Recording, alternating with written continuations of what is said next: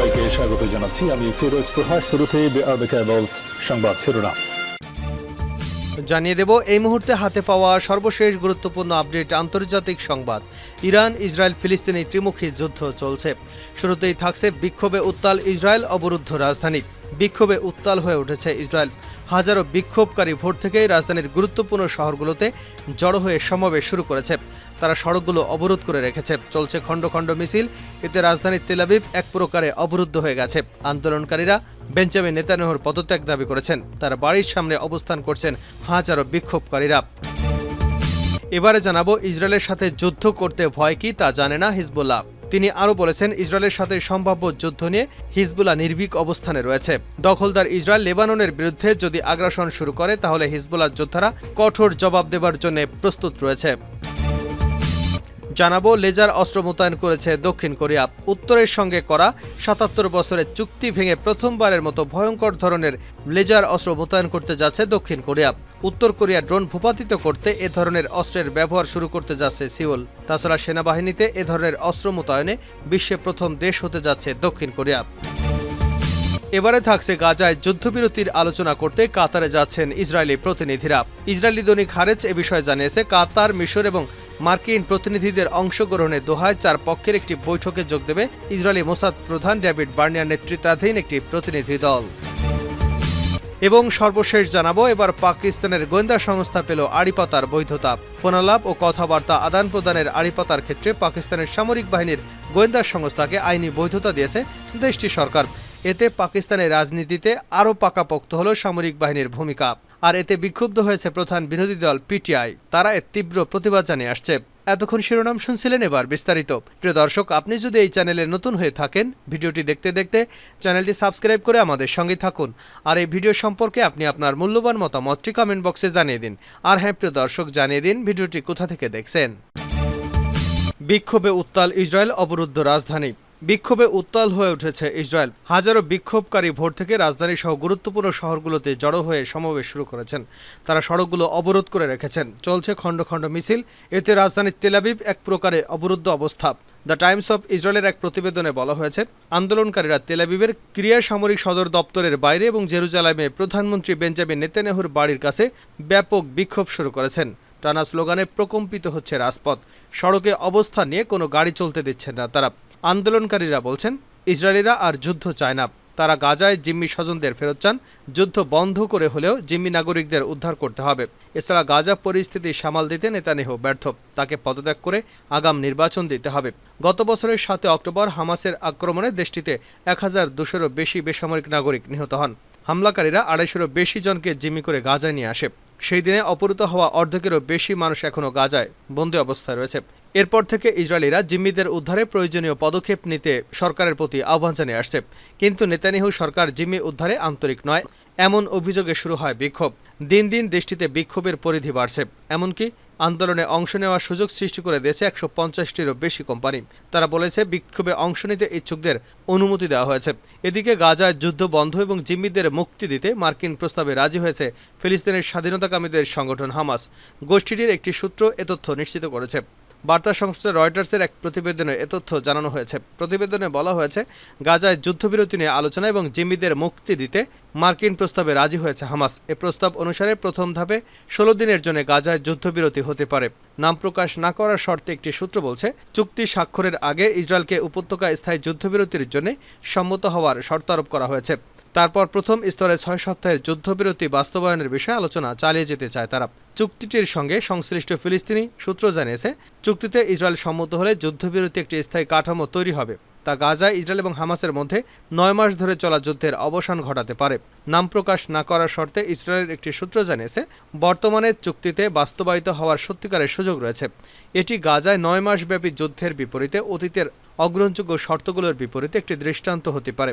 Reuters জানিয়েছে, ইসরায়েলের প্রধানমন্ত্রী বেঞ্জামিন নেতানিয়াহুর এক মুখপাত্রর সঙ্গে বিষয়টি নিয়ে মন্তব্য জানতে চাইলে তিনি তাৎক্ষণিক সাড়া দেননি। তারা জানিয়েছে, আগামী সপ্তাহ পর্যন্ত আলোচনা চলবে। এখনও দুপক্ষের মধ্যে অনেক ফাঁকফোকর রয়ে গেছে। এর আগে গাজায় ৩ স্তরের যুদ্ধবিরতির প্রস্তাবনা দেন মার্কিন প্রেসিডেন্ট জো বাইডেন। বিবিসির প্রতিবেদনে বলা হয়, ৩ পর্বের এই প্রস্তাবের শুরুতে ৬ সপ্তাহের জন্য যুদ্ধবিরতির কথা বলে ইসরায়েল। এটি হবে যুদ্ধবিরতির প্রথম পর্যায়। এ সময় গাজার সব জনবহুল এলাকা থেকে ইসরায়েলি সেনাদের সরিয়ে নেওয়া হবে। ইসরায়েলের সাথে যুদ্ধ করতে ভয় কি তা জানে না হিজবুল্লাহ। লেবাননের ইসলামী প্রতিরোধ আন্দোলন হিজবুল্লাহর মহাসচিব সৈয়দ হাসান নাসরুল্লাহ বলেছেন, ইসরায়েলের বিরুদ্ধে যুদ্ধ করার ক্ষেত্রে ভয় কি জিনিস তা জানে না হিজবুল্লাহ যোদ্ধারা। তিনি আরও বলেছেন, ইসরায়েলের সাথে সম্ভাব্য যুদ্ধ নিয়ে হিজবুল্লাহ নির্ভীক অবস্থানে রয়েছে। দখলদার ইসরায়েল লেবাননের বিরুদ্ধে যদি আগ্রাসন শুরু করে তাহলে হিজবুল্লাহ যোদ্ধারা কঠোর জবাব দেবে বলেও তিনি অঙ্গীকার ব্যক্ত করেছেন।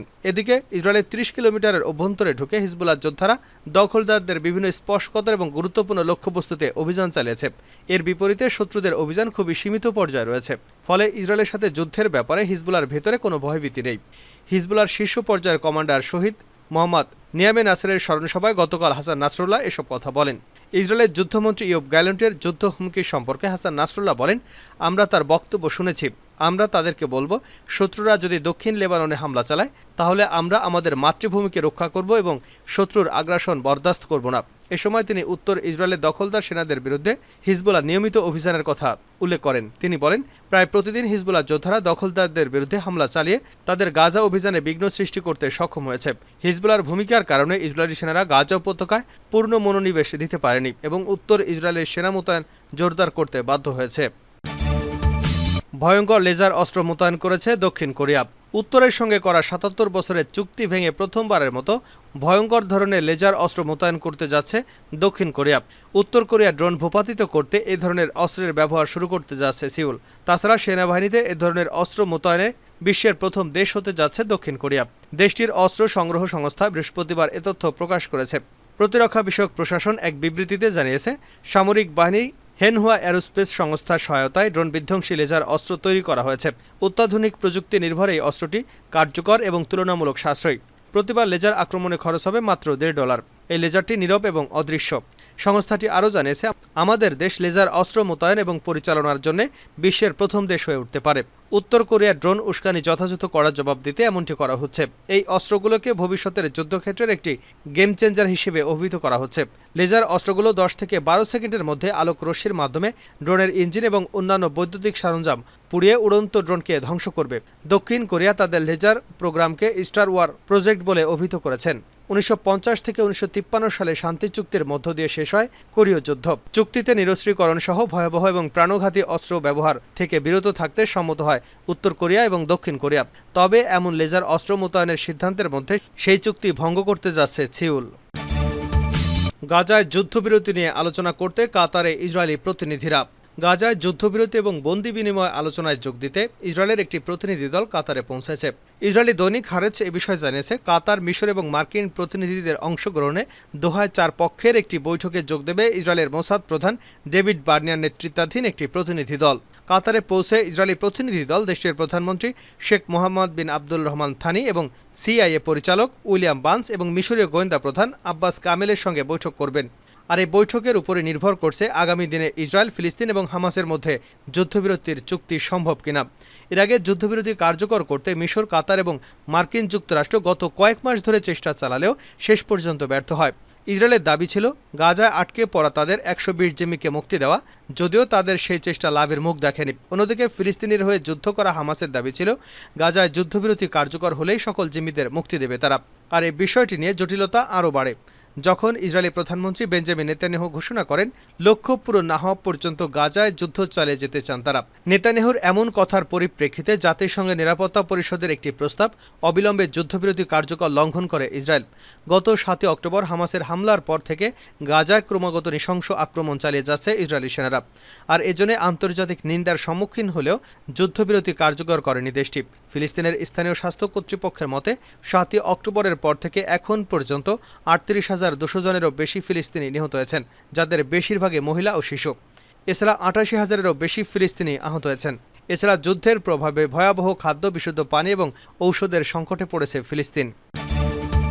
পাকিস্তানের গোয়েন্দা সংস্থা পেল আড়িপাতার বৈধতা। ফোনালাপ এবং বার্তা আদান প্রদানে আড়িপাতার ক্ষেত্রে পাকিস্তানের সামরিক বাহিনী গোয়েন্দা সংস্থাকে আইনি বৈধতা দিয়েছে দেশটির সরকার। এতে পাকিস্তানের রাজনীতিতে আরও পোক্ত হল সামরিক বাহিনীর ভূমিকা। স্বাধীনতার পর থেকে প্রায় অর্ধেক সময় দেশটির ক্ষমতায় ছিল সামরিক বাহিনী। পাকিস্তানের সরকারকে ক্ষমতায় রাখা বা সরিয়ে দেওয়ার ক্ষেত্রে দেশটির শক্তিশালী সামরিক বাহিনী অতিমাত্রায় ভূমিকা রেখে আসছে। ফলে সামরিক গোয়েন্দা সংস্থা ইন্টার সার্ভিসেস ইন্টেলিজেন্স বা ISI-কে বাড়তি ক্ষমতা দেওয়ার সিদ্ধান্তে কড়া সমালোচনা করেছে বিরোধী দল। সামাজিক যোগাযোগ মাধ্যমেও এ নিয়ে ক্ষোভ প্রকাশ করেছেন অনেকে। আইনমন্ত্রী আজম নাজির তারার পার্লামেন্টে জানান, অপরাধী এবং সন্ত্রাসীদের উপর নজরদারিতেই আইনটি সীমাবদ্ধ থাকবে। এতে জনগণের ব্যক্তিগত গোপনীয়তা লঙ্ঘন যাতে না হয় বিষয়টি নিশ্চিত করবে। পার্লামেন্টে সরকারের এই সিদ্ধান্তের প্রতিবাদ জানিয়েছে বিরোধী দল পাকিস্তান তেহরিকে ইনসাফ। এ বিষয়ে আদালতের দ্বারস্থ হওয়ার ঘোষণা দিয়েছেন PTI নেতা ওমর আইয়ুব। তিনি জানান, গোয়েন্দা সংস্থাটি তাদের এই ক্ষমতা সরকারি দলের আইন প্রণেতাদের বিরুদ্ধেও ব্যবহার করতে পারে।